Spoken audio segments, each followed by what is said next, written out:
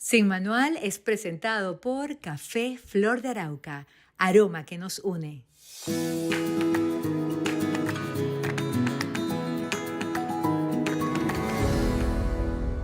Hola, ¿qué tal? ¿Cómo están? Sean bienvenidos a Sin Manual. En este capítulo vamos a hablar de abundancia, cómo lograr la abundancia en todos los órdenes de nuestra vida. Y este vendría siendo el segundo capítulo de este tema que ya tocamos en uno anterior, que ustedes lo pueden encontrar en nuestro canal de YouTube de Mundo UR, con Claudia Donoso. Claudia está en Panamá, a quien saludamos y le damos la bienvenida a Sin Manual. ¿Cómo estás, Claudia? Bien, un placer estar contigo nuevamente. Muchísimas gracias. Claudia es mentora de neuroabundancia, es experta en reprogramación mental, empresaria, y en nuestro primer capítulo pues definió lo que significa la abundancia, que tiene que ver con dinero, pero con muchos otros órdenes de nuestra vida. Lo definió muy claramente. Además nos ayudó como a identificar las heridas del dinero, heridas que por lo general se generan en nuestra infancia. Dejé una frase tuya, Claudia, que me parece súper interesante para el inicio de este capítulo y tiene que ver con que no juzgues tu capacidad de abundancia por las carencias que estás viviendo ahorita, porque muchas personas se pueden sentir en una etapa de su vida reducida, miserable, fracasada y dice, pero qué abundancia ni qué abundancia si mi realidad, mi día a día hoy es justamente todo lo contrario, es de escasez. Bueno, lo primero es entender que nosotros nacimos con mentalidad de abundancia y que en el camino fuimos teniendo miedos y concepciones ajenas que cambiaron esa perspectiva. Cuando nosotros éramos pequeños decíamos, mamá, y a ti no te importaba para nada que tu mamá estuviese ocupada. Tú sentías que merecías atención.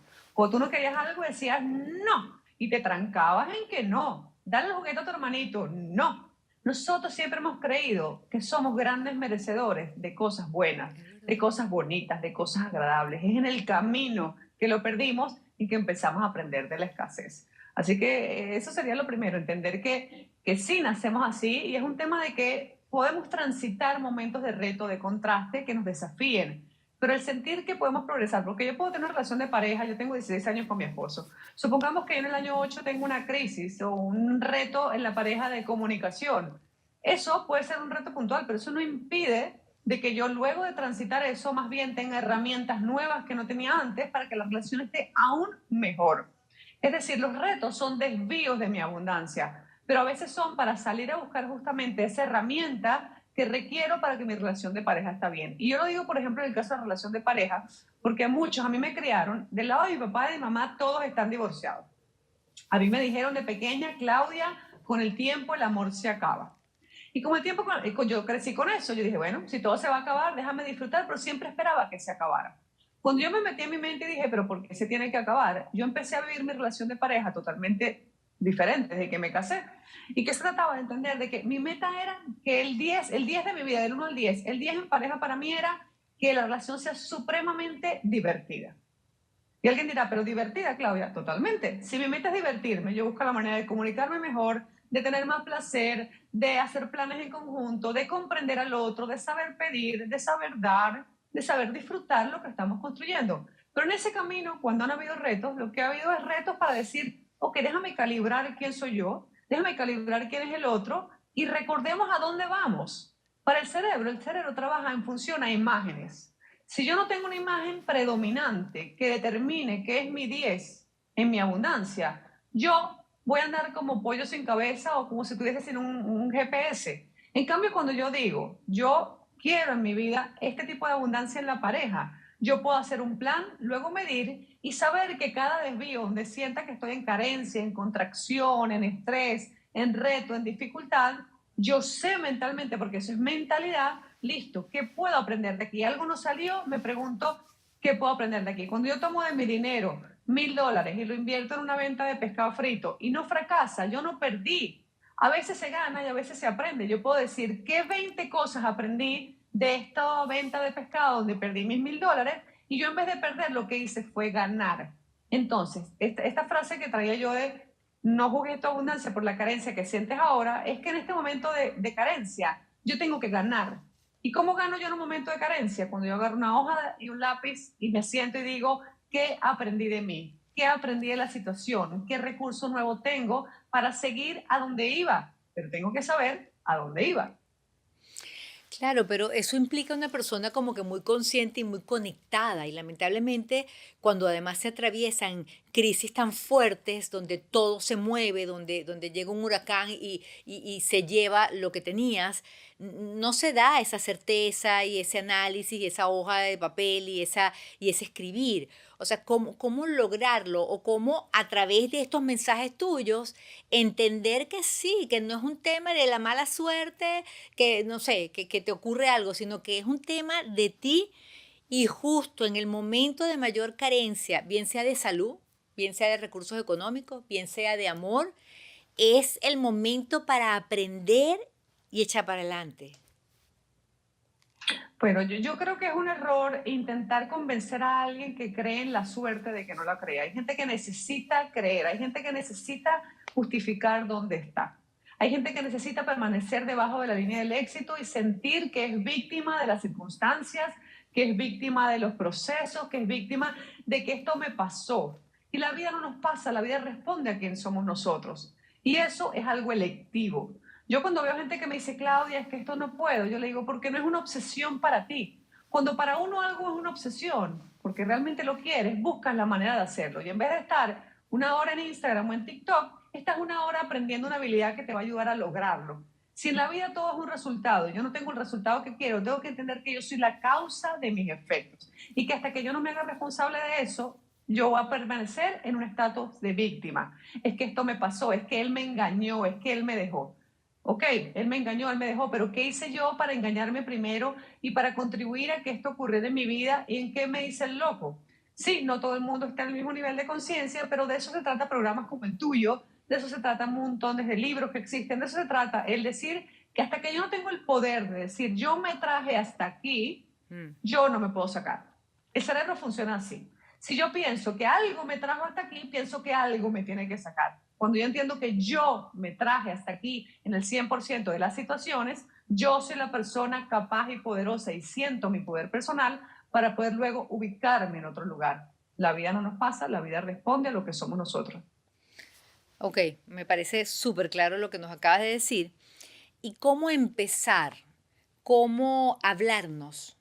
¿Cómo responder? ¿Cómo expresarnos de cara a la búsqueda o a la sintonía con la abundancia? Me encanta tu pregunta. Lo primero, antes de ver cómo hablarnos, diría, agarren una hoja de papel que es súper sencillo y escriban todas las áreas de su vida. Pareja, dinero, amor, trabajo, espiritualidad, todas las áreas que para ti sean importantes. Y colócale un número en donde sientes que estás ahora del 1 al 10. 5, 7, 4, donde sea, tu termómetro interno, emocional, donde te dice que estás. Y luego pregúntate, ¿qué sería 10? Y escribe al lado cómo luce el 10, porque sin eso ninguna estrategia funciona. Si yo no sé dónde estoy, que es 5, y defino que es 10, ¿cómo puedo llegar? Voy a estar agobiado, voy a sentir que hago, pero no hago, no mido. Lo que yo no mido no lo puedo mejorar. Ese para mí sería el paso uno para empezar a decir, voy a lograr la abundancia en mi vida que quiero.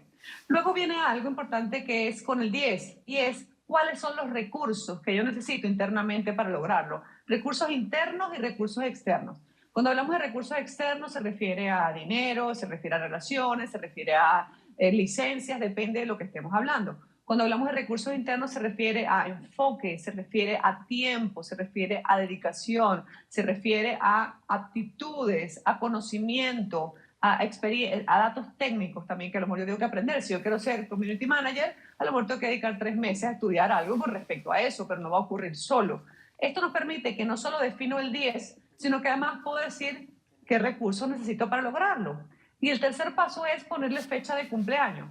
Cuando la gente dice algún día quiero tener o quisiera y no le pone una fecha de cumpleaños, yo no lo puedo lograr. En cambio, cuando yo digo para diciembre de este año yo quiero escribir un libro, lo hago.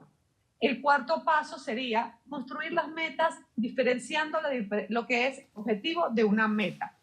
Un objetivo, por ejemplo, voy a poner un ejemplo muy práctico. Supongamos que Claudia quiere escribir un libro para diciembre de 2023. Eso es el objetivo. Las metas son todo lo que me lleva a lograrlo. Pero ¿cómo se construye un objetivo y se logran las metas? Se construyen de atrás hacia adelante. Un gran error y eso lo hace mucho la mentalidad de carencia, es que dice, bueno, yo algún día quiero conocer Israel. Y ese algún día no tiene fecha y es de aquí hoy hacia adelante y no lo logro. En cambio, cuando yo digo, si para diciembre de 2023 yo quiero escribir un libro, ¿qué tiene que haber pasado para noviembre de 2023? Y si para noviembre de 2023 tiene que haber pasado eso, ¿qué tiene que haber pasado para octubre de 2023? Y así voy hacia atrás hasta que me pregunto qué tiene que haber pasado en junio de este año para que yo logre eso en noviembre. ¿Y qué me permite eso? No sobreestimar y no subestimar el tiempo, porque hay gente que dice, ay, pero de que a diciembre tengo 6 meses. No, no tengo 6 meses, porque uno entre medio duerme, entre medio se baña, entre medio trabaja. Realmente lo que tiene son 80 horas. Cuando uno empieza a estimar bien los recursos, que eso es mucho de la mentalidad de excelencia, de éxito y de abundancia, yo empiezo a poder sentirme bien con mis metas y con lo que quiero lograr. Ahora, yendo a tu pregunta de qué puedo hacer internamente para sentirme más abundante yo con respecto a mí mismo, mucho tiene que ver con el vocabulario y la calidad de las preguntas. Hay un vocabulario que es una especie de pobreciteo, que si yo escucho a alguien escondida detrás de una palmera hablar por 30 minutos, yo sé si esa persona va hacia su abundancia o va hacia su carencia. ¿Por qué? Porque las palabras delatan mi pensamiento. La mente es como cuando uno va al cine. Cuando uno va al cine y ve la película en la pantalla. Realmente la película no está en la pantalla. Lo que yo estoy viendo es una proyección hacia la pantalla, pero realmente la proyección estaba atrás de mi cabeza, no al frente como la pantalla. En la vida pasa lo mismo, en lo que yo hablo delata mi contenido mental. Entonces, esta gente que dice versión pobreciteo, ay, es que la casita, el besito, el trabajito, el proyectico, todo lo ve pequeñito. Y como todo lo veo pequeñito, entonces lo que hago es socavar mi propia sensación de merecimiento interno, mi identidad. En cambio, cuando yo digo mi proyecto, mi casa, tengo un plan, estos son los recursos, esto es lo que voy a hacer, porque esto para mí es importante, porque tengo un norte, el vocabulario es diferente. Por otro lado, cuando yo hago cosas como con el dinero, por ejemplo, oye, ¿cuánto cuesta? Para la mente inconsciente, el cuesta implica sacrificio, implica dolor e implica sufrimiento. Entonces, cuando yo pregunto cuánto cuesta, yo le estoy diciendo a mi cerebro, la vas a pasar mal o tienes que pasarlo mal. En cambio, cuando pregunto cuánto vale, cuál es el precio, la reacción de mi cerebro es totalmente diferente. Por ejemplo, cuando la gente dice, oye, ¿dónde consigo esto bueno, bonito y barato? Cuando yo pido algo bueno, bonito y barato, estoy pidiendo que alguien venda por debajo de su precio muchísimas veces. Y yo le digo al revés, si yo quiero vender un producto, yo quiero que me lo compren a un precio bueno, bonito y barato, o quisiera venderlo al precio justo en el cual yo lo estoy vendiendo al mercado, ya sea un producto o un servicio. Y la realidad es que si yo quiero comprar bueno, bonito y barato, luego no puedo vender a un precio justo. Pero ¿cómo dañamos nuestra propia abundancia? Buscando el bueno, bonito y barato. El poder de las preguntas es otra cosa fundamental. Hay muchas personas que dicen, no sé cómo se hace. ¿Cuál es lo que hay que hacer? Anoten todos sus retos y sus problemas. Anoten 10. No sé cómo se hace, la vida está cara, no tengo dinero. Vamos a empezar con esos 3. Y transfórmenlos en preguntas poderosas. No sé cómo se hace, lo transformo en quién sabe cómo se hace y cómo hago para aprenderlo. No tengo dinero. ¿De dónde consigo más dinero? ¿Quién conoce mis habilidades? ¿Quién conoce mis talentos? ¿Dónde puedo emprender? ¿Dónde puedo aportar valor? ¿En qué soy bueno? ¿En qué ayudo a otras personas? ¿Qué hago yo que a otras personas le parecen difícil? Mira, como de un reto puedo sacar hasta 50 preguntas. Y cuando yo cambio el reto y lo transformo en preguntas, mi cerebro empieza a abrirse. El cerebro trabaja en función de imágenes y en función de preguntas. Desde que nos levantamos en la mañana estamos pregunta-respuesta. ¿Me baño o cómo? ¿Me pongo la camisa roja? ¿Me pongo la camisa blanca? Todo el día el cerebro está pregunta-respuesta. Si yo lo ayudo y voy de preguntas pobres a preguntas poderosas, yo empiezo a cambiar mi vida. Pero tengo que pasar de la versión de no sé cómo se hace a dónde averiguo cómo se hace para aprenderlo y cuándo le voy a dedicar el tiempo para hacerlo. El hecho de transformar el reto en una pregunta ya me permite empezar a cambiar. Aquí te dejé como varias cosas que tienen que ver con cómo llegar no solo al vocabulario, sino entender cómo estructurar el pensamiento. Y para esto no hay que estudiar un MBA. Esto es tan sencillo como agarrar una hoja de papel y definir qué es 10, qué recursos tengo, para cuándo lo quiero, qué me digo en el día a día y cómo me relaciono con mi entorno, que también tiene que ver mucho con los límites. No sé si tenemos tiempo de abordar esa parte o no, tú Claro, me dices, claro, claro pero que bueno, sí. está bien. Claro que sí. De los Sí, límites y, por ejemplo, leía o veía en una de tus publicaciones que dices cómo pedir las cosas. De qué manera lo estoy pidiendo desde mi escasez o de qué manera lo estoy pidiendo desde la abundancia. También cuando uno dice, bueno, ojalá. Mira, Ana, ¿te vas a comprar un carro? Ay, ojalá, chica, yo quisiera comprarme un carro. ¿De qué manera eso, que es sencillamente palabras, o no sé si sencillamente, va a determinar o va a influir que yo me monte en mi carro nuevo? Totalmente. Cuando decimos ojalá, yo siempre digo, si tus sueños dependen de otro, cambia de sueño. Los sueños, tenemos que dejar de hablar de sueños y empezar a hablar de planes. Cuando yo digo ojalá, quisiera, necesito un carro, en todos esos casos yo estoy pidiendo algo desde el vacío de no tenerlo. Entonces, ¿qué ocurre? Digo, bueno, yo quisiera un carro. Buenísimo. El cerebro dice, el cerebro va y se ríe por dentro y dice, buenísimo, esperemos, va a llegar algún día. No. En cambio, cuando yo paso del deseo a decir, ¿para cuándo lo quiero? Y aquí están mis primeros $5 o 5 bolívares o 5 pesos y los meto en algún lugar y voy viendo semana a semana cómo yo voy contribuyendo a eso, yo lo voy a haber hecho realidad. Pero tenemos que pasar así del ojalá, porque el ojalá es no tener poder. Entonces, cuando yo digo, lo quiero para noviembre, y esta es la manera que lo voy a hacer, y de esta es la manera que me voy a acercar a esa meta, y puede ser en 5 años, puede ser en 3 años, pueden ser en 6 meses, pero yo tengo que ayudarme con el vocabulario. Y el saber pedir, como mencionas, es súper importante. Muchísimas personas, por un lado, sobre todo las mujeres, son muy torpes pidiendo, son muy toscas, suelen ir directo. Y pasa algo cuando pedimos. Cuando el cerebro de la otra persona no siente que está colaborando, se cierra. Por ejemplo, cuando una mujer le dice al esposo, oye, pero es que esto tienes que mejorarlo, o porque está otra vez la ropa tirada en el piso, la persona lo va a recoger, pero lo va a recoger de mala gana. Saber pedir es poder articular, entendiendo una premisa fundamental. Se ataca el problema, no se ataca a la persona. Es decir, yo no puedo decir, oye, Claudia, tú viste que tú te estacionaste mal. Eso es atacar a la persona. En cambio, decir, oye, lograste ver las líneas que estaban en el piso. Oye, porque a lo mejor no las viste y viste que nos da una referencia de cómo estacionarnos mejor. Ahí ataco el problema, no ataco a la persona. Cuando yo te digo, oye, mira, a mí me encanta la casa cuando la ropa está recogida y hemos hablado de la importancia de que nuestros hijos vean el orden. ¿Qué me propones tú para que tengamos la casa más ordenada? Yo paso de atacarte a tratar de ser asertivo, empático, entenderte para que juntos consigamos una respuesta para ese tema. La gente confunde la empatía con ponerme en tus zapatos. La empatía es lograr hacerte sentir a ti que te comprendo, aunque no estemos de acuerdo, pero lograr que tu cerebro perciba de que estamos de acuerdo y que estamos colaborando. Si el cerebro de quien me escucha no se siente importante, no va a colaborar o lo va a hacer de mala gana. La mayoría de los divorcios y de gente que yo veo con retos con otras personas tienen que ver con que no saben pedir. ¿Cómo podemos practicarlo? Bueno, primero revisa cómo sueles pedir las cosas, ve, pregúntale a tu pareja y a tus conocidos, oye, yo soy un poco tosco pidiendo las cosas, ¿cómo sientes que lo pido? Y en el día a día, ¿cómo podemos ayudar a que ese músculo del recibir se mueva? Por un lado, por ejemplo, suponte que vas al supermercado y sabes dónde está todo. No importa, practica y pide ayuda. Dile, oye, disculpe, señor, ¿dónde está la leche en polvo? Y a lo mejor tú sabes dónde está la leche en polvo, pero el hecho de haberle pedido ayuda a otro y permitirte recibir, te permite que tu cerebro se sensibilice, que es un proceso químico, con el poder recibir. O por ejemplo, hay gente que le hacen un halago y le dice, oye, Claudia, tú sí estás bonita. Y dice, ay, no, gracias. Y más, mira, con la mano hacia afuera te hace así, no, gracias. No, vale, tú también estás. Te tiene que enseguida devolver como un boomerang que tú también estás bonita. No, Ana, tú estás más bonita que yo hoy. No logran sentir cómodamente el recibir. Y si yo no sé recibir, no puedo hacer riqueza, no puedo tener abundancia, pero tampoco puedo tener placer, tampoco puedo tener personas que sean atentas conmigo. Pregúntense todos, ¿yo sé pedir ayuda? Ojo, si siempre pido ayuda, ya el problema es otro. Pero yo sé pedir ayuda, yo sé recibir halagos, yo sé recibir de la naturaleza. Yo soy de estas personas que ven un atardecer y logro verlo y disfrutarlo. Tengo que sacar el celular para tomar una foto porque tengo que cortar el momento. O le digo al de al lado, ay, mira qué bello el atardecer. Y lo interrumpí. Yo soy una persona que puedo ordeñar los momentos y sé recibir. Eso nos va a ayudar a empezar a trabajar la capacidad de recibir y por otro lado lo que comentamos, el saber cómo pedir. Siempre pedir atacando el problema, pero nunca atacando a la persona.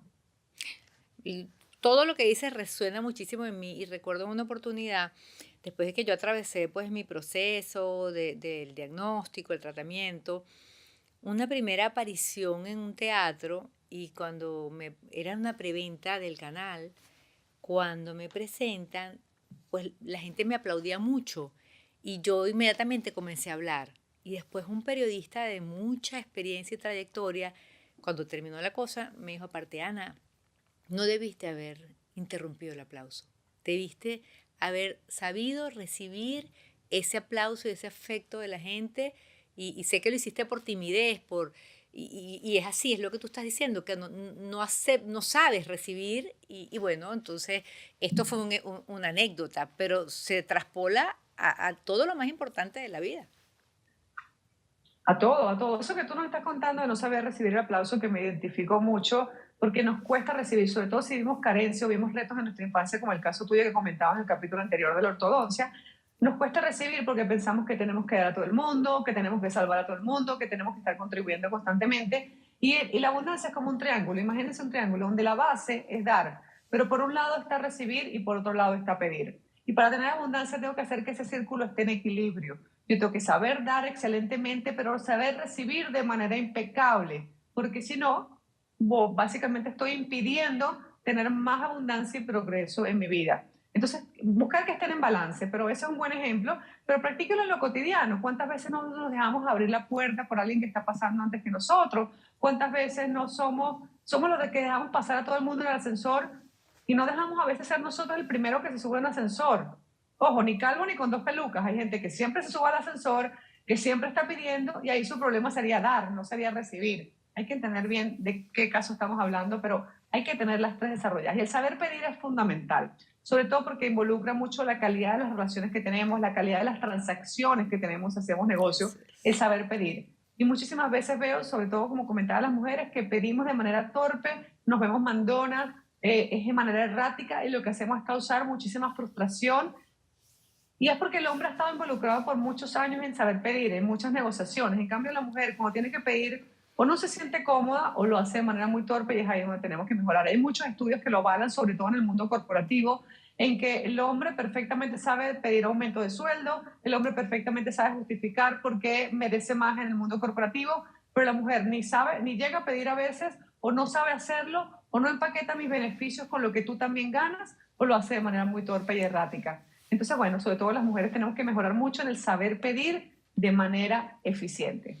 Se nos acaba el tiempo, Claudia, y yo voy a quedarme con este tema para proponerte un nuevo capítulo, porque cuando hablas del saber pedir y nuestras torpezas, ahora me ubico como madre de adolescentes. Y cuando pusiste el ejemplo de, mira, esta ropa está tirada en el piso y tal vez tu pareja va y la recoge, pero de mala manera, pues me ubico con mis hijas adolescentes, y como o no hacen lo que les pide o lo hacen de una manera que sabes que no les está quedando, sino que bueno, vamos a hacerlo para que no me fastidien más. Terminamos el capítulo de hoy y vamos a continuar un tercer capítulo contigo, amigos. Claudia Donoso es mentora de neuroabundancia, experta en reprogramación mental. Y bueno, gracias por este nuevo capítulo, Claudia. A ti, gracias por la invitación. Un placer siempre conversar contigo. Bueno, queridos amigos, gracias por estar allí, gracias por conectarse con Sin Manual, gracias también a mis amigos de Café Flor de Arauca por apoyarnos, y la verdad que disfrutar esta conversación con el café pues también marca la diferencia. Seguimos acá en esta tarea de escribir nuestro propio manual y de entender que en la vida lo que nos ocurra y cómo nos vaya depende muchísimo de cada uno de nosotros. Sin Manual, hasta la próxima.